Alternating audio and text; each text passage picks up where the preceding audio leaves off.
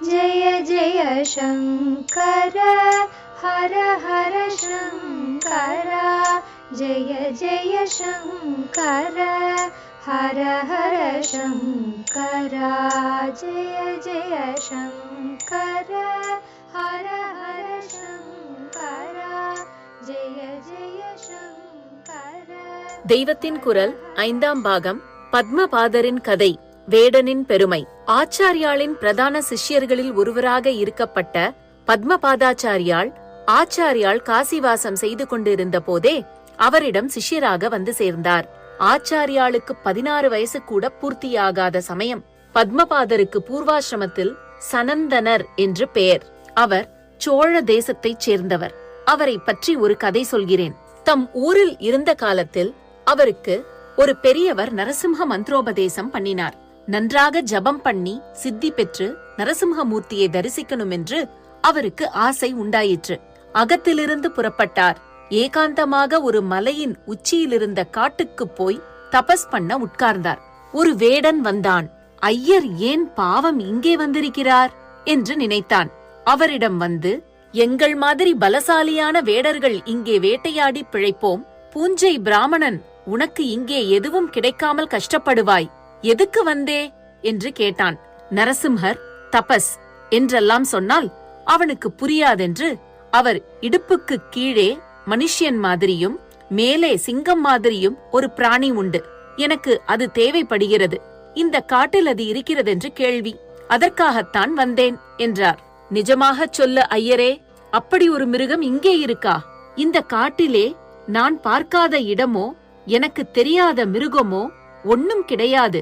வேடர்களிலேயே என்னை போல இன்னொருத்தன் கிடையாது. ஆனால் நீ சொன்ன மாதிரி மிருகம் என் கண்ணில் பட்டதே இல்லை. நீ சொல்வது மட்டும் நிஜமென்பாயானால் அதை நான் பார்க்காமல் விடுவதில்லை. நானே அதை பிடித்துக் கொண்டு வந்து கொடுக்கிறேன். நீ கஷ்டப்பட வேண்டாம். ஆனால் நிஜமாகவே அப்படி உண்டா சொல்லு என்றான். காட்டு ஜனங்கள் முரடு, நாம் ரொம்ப நைஸ் என்று தோன்றினாலும் அவர்களுடைய எளிமை, உழைப்பு, தைரியம், ஒத்தாசை குணம் எதுவும் நமக்கு வராது.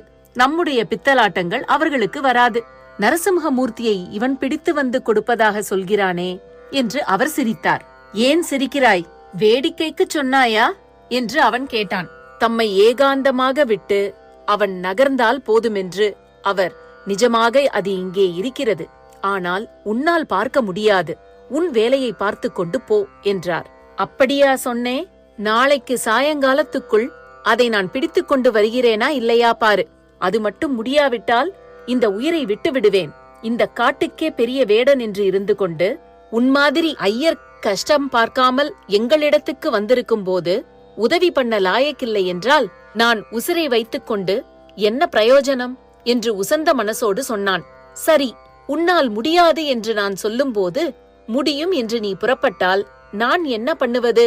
உன் இஷ்டம் என்று அவர் சும்மா இருந்து விட்டார். வேடன் நரசிம்மத்தை தேடிக்கொண்டு புறப்பட்டான்.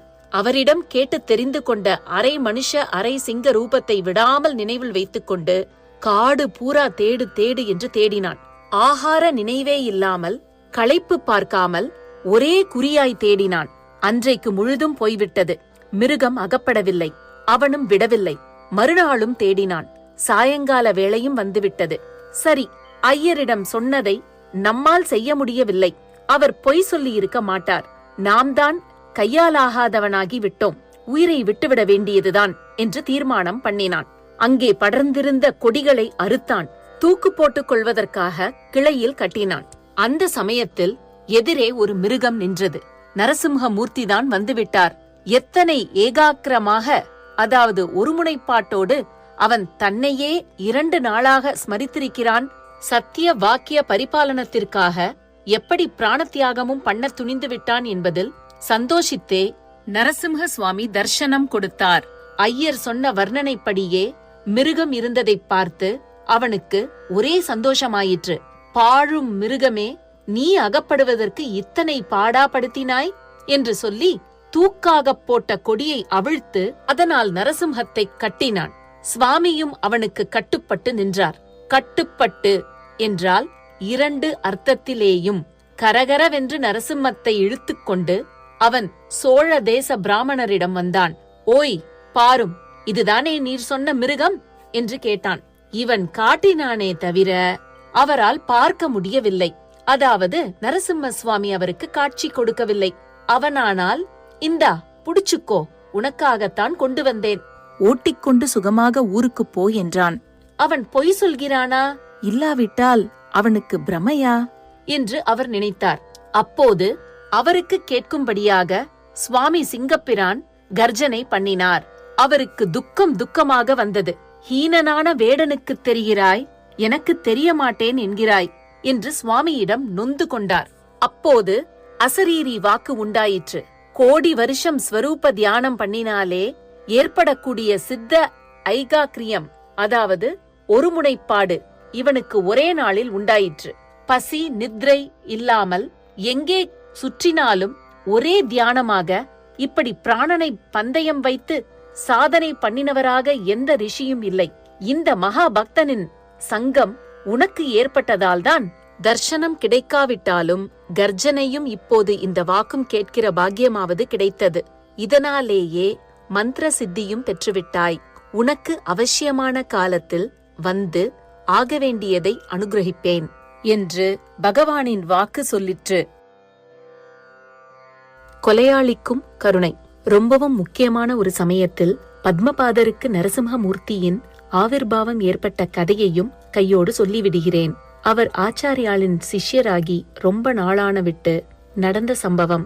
காபாலிகர்களின் தலைவன் ஒருவன் இருந்தான். சுடுகாட்டில் வாசம் பண்ணுவது, நரபலி கொடுத்து மாம்சத்தையும் மஜ்ஜையையும் பச்சையாக தின்னுவது என்றிப்படி கிரூரமாக வாமாசாரங்களை பின்பற்றி வந்த காபாலிகர்களின் தப்பையெல்லாம் ஆச்சாரியால் எடுத்துச் சொல்லி சாத்வீக வழிக்கு வரும்படி உபதேசம் பண்ணிக் கொண்டிருந்தார். அநேகம் காபாலிகர்கள் மனஸ் மாறினார்கள்.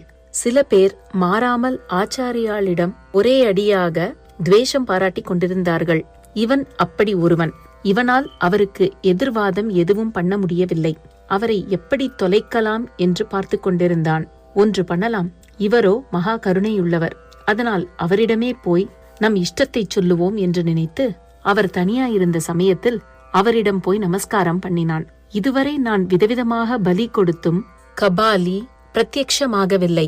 சாம்ராஜ்ய பட்டாபிஷேகமான ஒரு ராஜாவின் தலையையோ அல்லது அஷ்ட மகா சித்தி பெற்ற ஒரு ஆத்ம ஞானியின் தலையையோ பலி கொடுத்தால் நிச்சயம் பிரத்யக்ஷமாவார். ராஜாவின் தலைக்கு நான் முயற்சி பண்ணினால் அவன் என் தலையை வாங்கி விடுவான். தாங்கள் மகா ஞானி, மகா யோக சித்தர். என் மனோரத பூர்த்திக்காக கருணாமூர்த்தியான தங்களிடம் வந்தேன் என்றான்.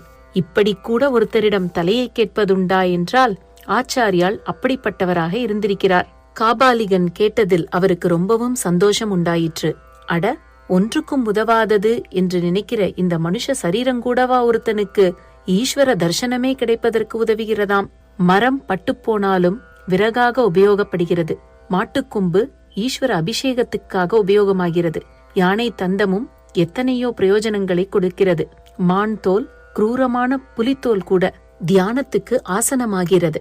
மனுஷ்ய சரீரம்தான் எதற்கும் பிரயோஜனப்படாதென்று நினைத்தால் இதை ஒருத்தன் கேட்டுப் பெற வருகிறானே என்று சந்தோஷித்தார். உன் ஆசைப்படியே ஆகட்டும் அப்பா, ஆனால் என் சிஷ்யர்களுக்கு விஷயம் தெரியப்படாது.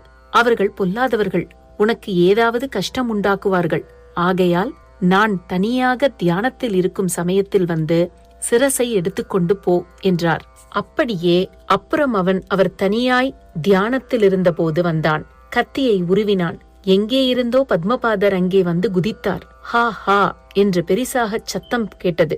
ஆச்சாரியால் கண்ணை திறந்து பார்த்தார். காபாலிகன் உடம்பு கிடிபட்டு எதிரே மிருத சரீரமாக, அதாவது உயிர் நீங்கிய உடலாக கிடந்ததை பார்த்தார். பக்கத்தில் இருந்த பத்மபாதரிடம், என்ன ஆச்சு, இது யார் பண்ணிய காரியம் என்று கேட்டார். அவர், எனக்கு ஒன்னும் தெரியலை, கங்கையில் இருந்தேன், அப்புறம் எனக்கு என்னவோ மாதிரி ஆச்சு, இப்பத்தான் ஸ்வய பிரக்ஞை வந்திருக்கு என்றார். ஆச்சாரியால், ஓஹோ, உனக்கு நரசிம்ம மந்திரம் உபதேசமாயிருந்ததா என்று கேட்டார். இருந்தது, ஆனால் ஒன்னும் பிரயோஜனமில்லை. சுவாமி என்னை ஏமாற்றிவிட்டு ஒரு வேடனுக்கு தர்சனம் தந்தார். என்னவோ சொன்னார், அவசியத்திலே வருவேன் என்று சொல்லும் போதே பத்மபாதருக்கு சட்டென்று தெளிவாயிற்று. ஓ, சொன்னபடிதான் இப்போது பண்ணியிருக்கிறார். அவர் ஆவேசித்துத்தான் இந்த காரியம் நடந்திருக்கிறது. இதைவிட ஆபத்தில் ரட்சணம் காட்ட ஒரு சமயம் உண்டா என்று சந்தோஷித்து நரசிம்ஹர் ஆச்சாரியாள் 2 பேரையும் நமஸ்காரம் பண்ணினார். ஜெய ஜெய சங்கர, ஹரஹர சங்கர. மகா பெரியவா சரணம். जय जय शङ्कर हर हर शङ्कर जय जय शङ्कर हर हर शङ्कर जय जय शङ्कर.